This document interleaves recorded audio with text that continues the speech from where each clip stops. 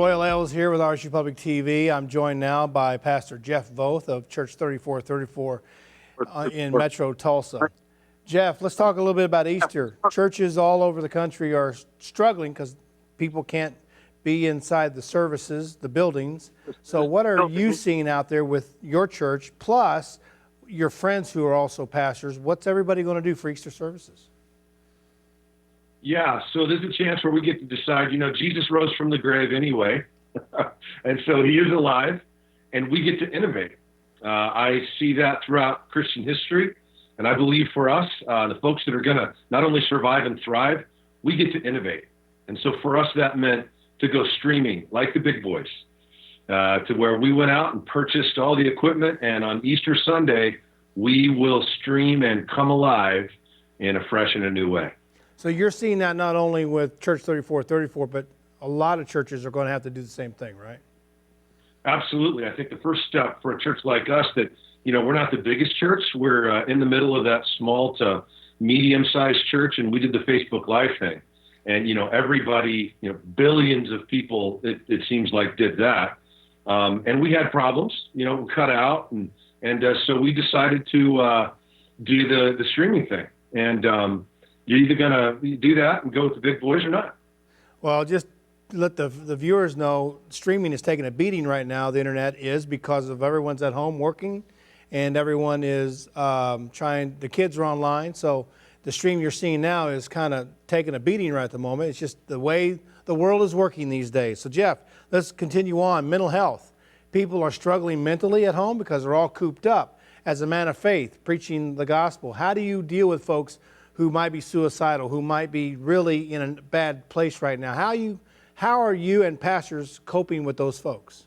Absolutely. So what we decided to do was to innovate and go to every house in our church. Now, we're not a huge church with, 1,000 or 2,000 families, but we've got, 100 families.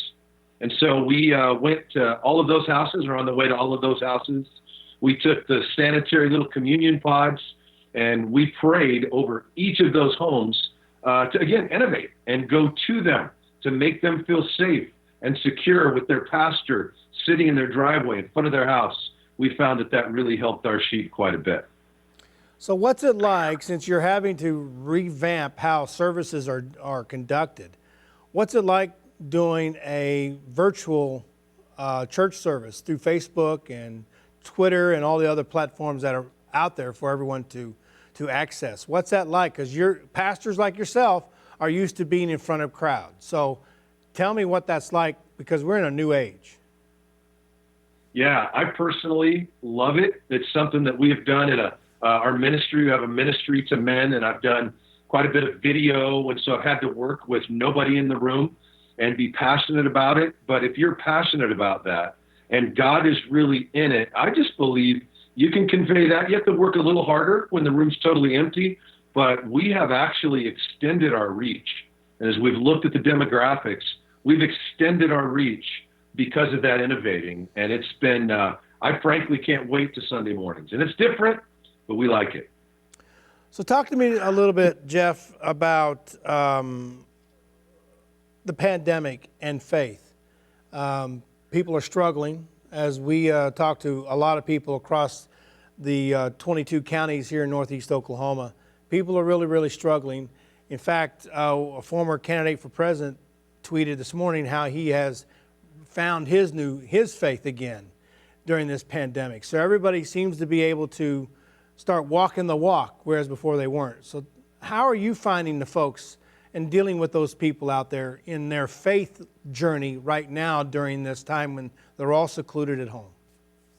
Yeah, fear is an interesting thing, isn't it? So you get to decide when fear comes knocking on your door, whether you're going to, cloister, whether you're going to just hunker down and just you and fear and your people and hope that it passes over you, or you're going to turn into that fear with faith. It's a chance to really, do you believe what you thought you believed? Do you really believe it? And invite that into your home. And it's caused my wife and I to pray more. And we already prayed a bit. It's caused us to pray for our people. It's caused us to check on our people.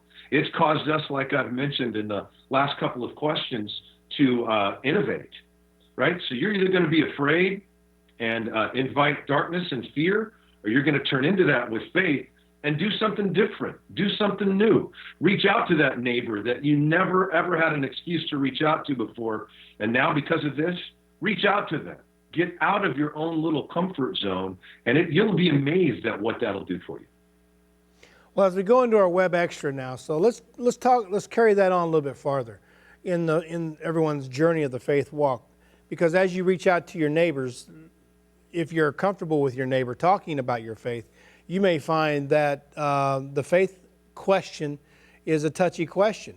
How are you helping your parishioners at the church ask those tough questions, those sensitive questions, to be able to move the needle forward in not to be a counselor by no means, but to somewhat counsel your neighbor and love on your neighbor when it comes to those faith-filled questions? Yeah, well, just in our own life, my wife and I, and we like to be transparent and share this with our people, we've just gone and started knocking on neighbors' doors that we didn't know real well, just checking on them. How you doing? We're putting in our grocery store order. We're going out. Do you need anything? And you're okay. And this has caused us to pray a little bit more. How about you? Can we pray for you? How are you feeling? Right? And it's allowed us, it gives you the excuse. So if you're a person of faith, let it give you an excuse to go do something and reach out. We've gotten phone numbers from our neighbors that we didn't ever have before. And we're texting them. We're checking on them. One of them the other day said, hey, I'll see you in church, which meant that now talk about extending your reach. He, who's gone to a different church all his life, he's alone. He's checking out our church and reaching out because there's a connection. You find an opportunity to make connections like you never have before. Use it as an excuse to reach out. A lot of churches are trying to help their neighbor with food at this time because the food pantries are really struggling to be able to connect.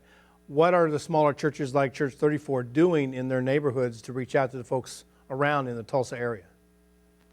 Absolutely. We've got a couple things going on. One of our neighbors, a young couple who lives in our community there, reached out and said, hey, could we put this shelf, this 6-foot tub with doors on it, could we put that in your parking lot and have signs that say free food? And I thought, that's kind of a weird idea, but my innovate thing, I'm like, absolutely. So we let this young couple do that. And I happened to be there last night checking on the church, and we're doing some remodeling. Thought, well, we might as well innovate. We're remodeling. I'm checking on the remodelers. And there's a car sitting in our parking lot. And it was a young lady that spoke to me in broken English. She had 3 kids in her car, and she explained to me she didn't have food, and she saw our sign. And she asked, could she have some stuff? And I opened up that tub, which this young couple in our neighborhood filled with, it looked like Christmas, food, toys, shampoo, toothpaste. And I took this lady to that, and I told her, you take anything you want. And Saturday, we're going to have we're handing out food at our church. We're bringing in food this week on Wednesday. My wife and I will be there to receive it with our masks and gloves.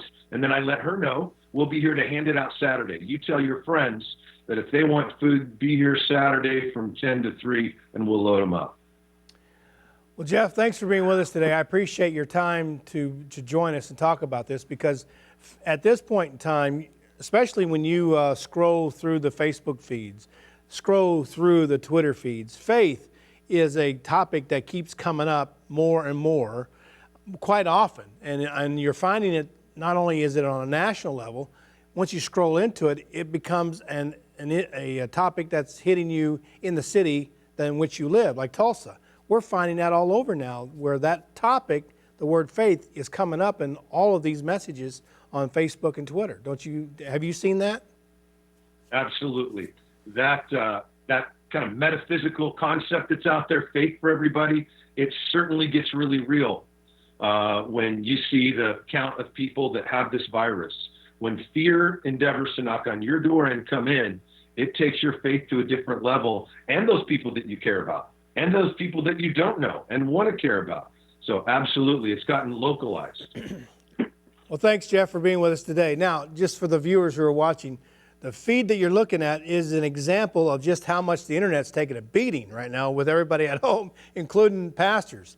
and a point of full disclosure, I am a member of Jeff's church of 3434. So that way there can be no complaints coming in my direction. Right, Jeff? We love the ales, and we love RSU TV.